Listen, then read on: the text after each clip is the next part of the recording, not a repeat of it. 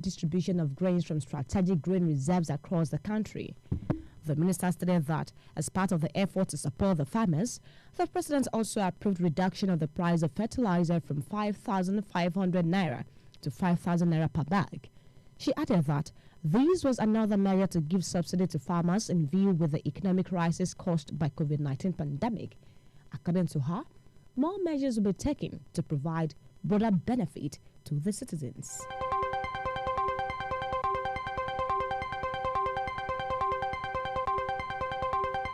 In another development, Nigeria and the United Nations UN yesterday at a ceremony in Abuja launched a joint initiative to support the fight against the novel coronavirus pandemic in the country.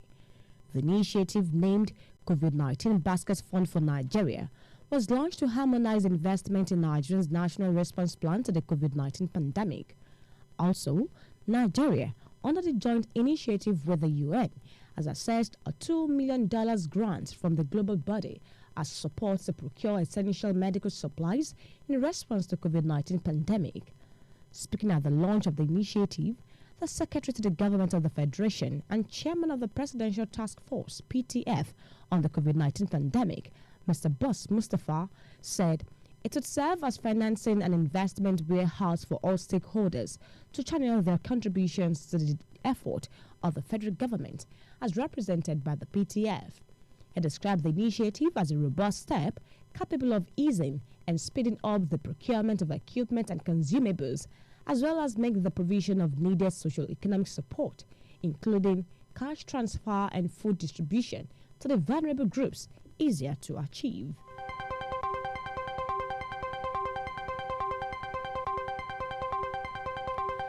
The African Centers for Disease Control and Prevention, Africa CDC, has said that there are now 9,118 confirmed cases of coronavirus in 51 countries across Africa. The Health Agency stated this in a tweet on its official Twitter account yesterday. According to the tweet, COVID-19 had killed 414 people in Africa, while a total of 813 patients have recovered from the deadly disease across the continent.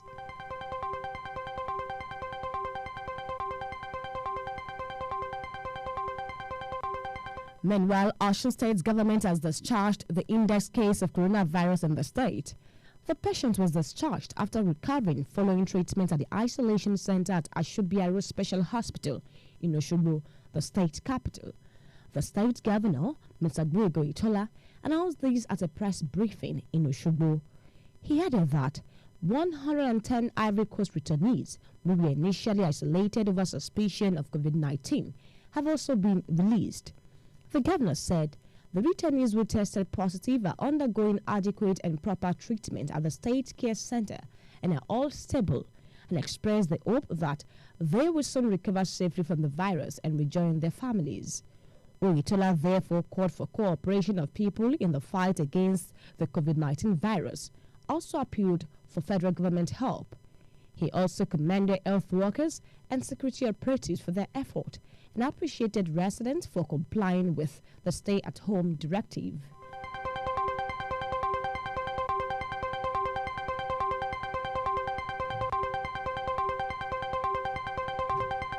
The Awabokun of Ijesha Land, Oba Dr. Gabriel Adekunle Aromolaran, wants people of Ijesha Land to comply with the stay-at-home order of Osun State Governor to curtail the spread of coronavirus pandemic. Oba Adekunle Aromolaran stated this while speaking with journalists at his residence on the need for total compliance with the lockdown order by the government. The paramount ruler of Ijesha Land said, though the devastating effect of the restriction order on the economy cannot be overemphasized, yet the monarch encouraged the people to bear the inconveniences and support the government to curb the spread of the dreaded disease. Oba Adekunle Aromolaran emphasized the need for the people to imbibe hygienic culture by washing their hands, keep 5 meters distance from one another, and visit the hospital whenever they feel feverish. He urged government to provide social support for the citizenry to make their stay at home during this challenging period less burdensome. Oba Adekunle Aromolaran underscored the role of the security agencies, NMA, health workers and journalists in the fight against coronavirus, urging the citizens to make their sacrifice a worthwhile effort. He prayed that God will heal the land and wipe away the tears of the relatives of those who died of the virus.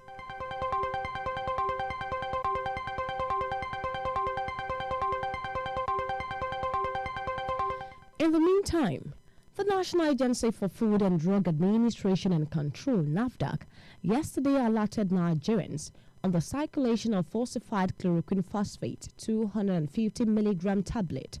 In a statement, the Director General of the agency, Professor Mojisola Adeyeye, said the NAFDAC was notified by the World Health Organization, WHO, of the circulation of the tablet in Cameroon. The falsified chloroquine phosphate 250 milligram tablet were manufactured by Jiangsu Pharmaceutical Incorporation, Astra Pharmaceutical, New Bhopalpura, China. Professor Adeyeye said the tablet manufactured by these companies has no active pharmaceutical ingredient and are in packs of 1,000 tablets.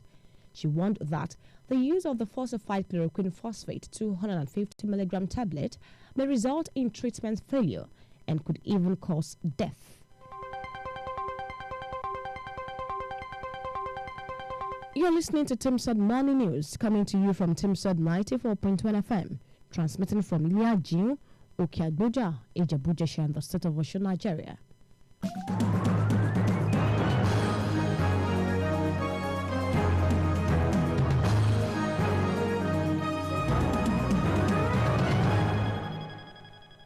You're welcome back. The news now continues. A cleric, Archbishop Samson Benjamin, yesterday staged a protest calling on the government and telecoms companies in the country not to implement the fifth generation mobile networks 5G technology in Nigeria. According to him, the 5G technology has health implications as it emits a lot of radiation into the atmosphere and causes illnesses. Archbishop Benjamin, who is the founder of Resurrection Praise Ministry Worldwide, during a protest around part of Ojo local government area of Lagos State, called on Nigerians not to accept deployment of 5G tech. He implored Nigerians to watch what he said was an expository sermon by Pastor Chris Oyakilome to understand what the dangers inherent in the 5G network. While commending the federal government for its recent stand on the deployment of the 5G network in Nigeria, he also called on President Muhammadu Buhari to take another look at the issue. Minister of Communications and Digital Economy, Dr. Isa Ali Ibrahim Pantami, while reacting to a public outcry over the use of 5G, had said no license had been issued on it in Nigeria. Speaking further, Benjamin argued the technology was being promoted by a few rich people in the world that seek to take absolute control of global activities by killing Africans through the radiation emitted by the 5G. It therefore called on telecommunications companies in the country to remove the masts that have been erected to demonstrate the technology in Nigeria.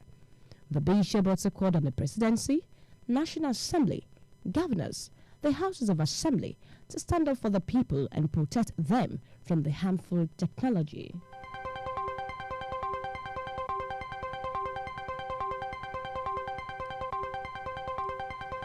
The Ebonyi state government is contemplating giving a 7-day window for bereaved people to bury their loved ones, having earlier placed an outright suspension on burials due to coronavirus pandemic. The State Commissioner for Information and Orientation, Mr. Uchenna Oji, dropped the hint in a statement in Abakaliki yesterday. Oji said that the decision was reached after consultations with stakeholders and leaders of the state. According to him, such burials will be graced by not more than 20 members of the immediate family of the deceased. The commissioner said Ebonyi government will take a decision on the issue on Wednesday and will notify the public accordingly. He urged individuals who want to participate in such an arrangement to notify his office. The commissioner added that the state government would, however, send people to monitor such burials to ensure compliance with COVID-19 precautions.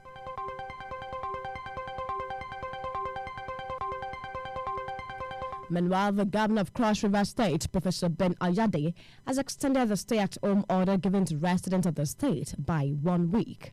The governor, in a press statement signed by Special Advisor on Media and Publicity, Mr. Christian Ita, said the extension was to ensure that the state is COVID-19 free. The statement directed civil servants in the state to stay away from work for another week, except their essential service.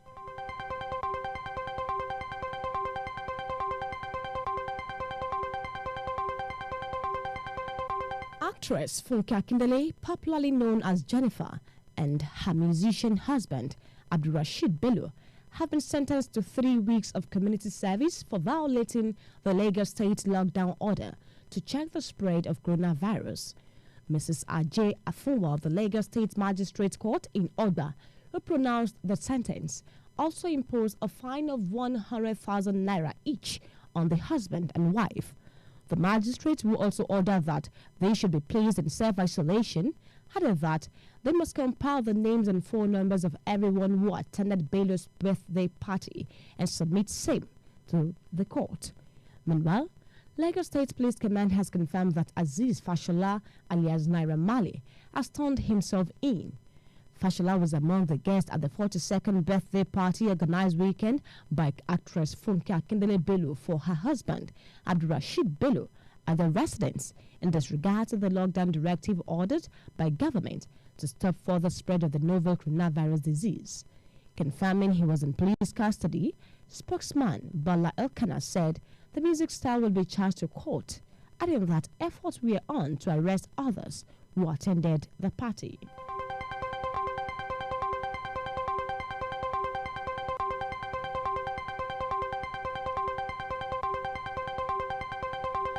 Upon Igbo socio-political and cultural organization, IMIOB Igbo Forum, has absolved President Muhammadu Buhari of the allegation that the constant killings across the country must be part of the Islamization agenda of his administration. The national president of the body, Ikegulu Onuga, made the assertion yesterday in Onitsha, saying the only problem Buhari had was his inability to fully assume his position as the chief security officer of the country. He also decried the incompetence of the national security officers, insisting that the only remedies to the ugly situation remained restructuring.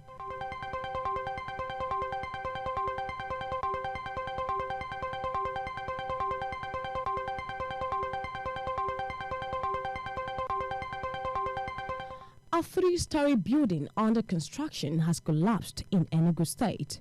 The building, which was located at Ezeluike Street, Olympic Lane, off One Day Agbani Road, Akwanawa in Enugu South local government area of the state, collapsed on Sunday at about 8:20 p.m. Although there was no casualty, journalists gathered that the collapsed building had been marked for demolition by the Enugu Capital Territory Development Authority, ECTDA, since November last year for alleged lack of construction approval. Our staff of the ECTDA, Levi Obi, said the building could have been demolished last week, but the action was suspended in compliance with the lockdown order to contain the spread of COVID-19 pandemic in the state. It is gathered that officials of the ECTDA, Emergency Management Agency, Federal Road Safety Corps, Fire Service, and Red Cross, among others, were mobilized to the scene for response operations.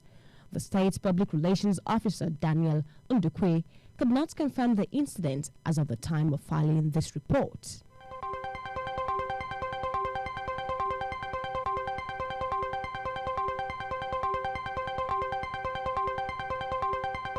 And to end Timstead Morning News, here again are the highlights.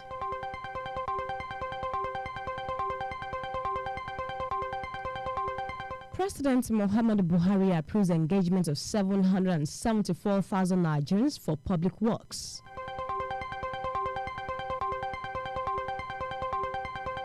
And President Buhari orders customs to release seized bags of rice for distribution all over the country.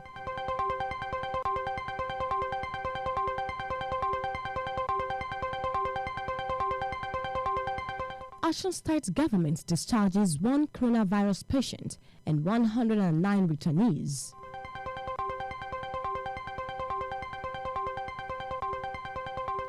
Awal Bukov Ichichaland advises people to comply with stay-at-home order of government to curtail coronavirus pandemic.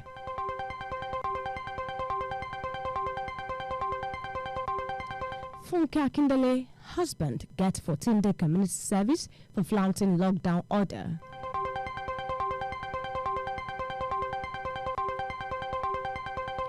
Three-story building collapses in Enugu.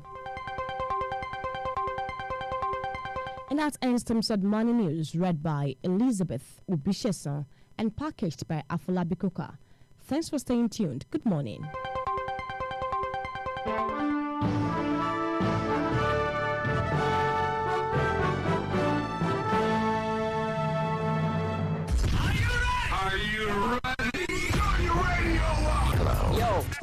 You're locked into 94.1. Hi, this is Kelly Clarkson. Hi, this is Madonna. Hi, this is Sugar Babe. Hey, I'm Mariah Carey. Hi, I'm Robbie Williams. Hi, this is Paul McCartney. Hey, this is Kylie. Hi, this is Simon Cowell. Hey, it's Katy Perry. Hi, we're Take That. You're listening to the hottest station. 94.1 TFM. FM.